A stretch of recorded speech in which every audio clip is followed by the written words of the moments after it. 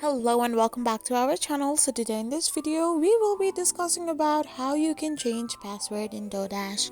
So without wasting much of our time, let's get straight into our video. So to change password in your Doordash account, all you need to do is simply tap open your Doordash app. So once you open your Doordash app, you will end up in this page, which will then redirect you to its homepage.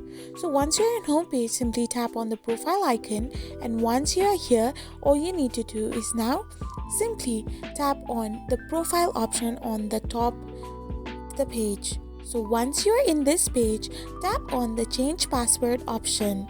Then you need to type in your old password, your new password, and confirm your new password. And after these all three credentials are filled, hit on the continue button.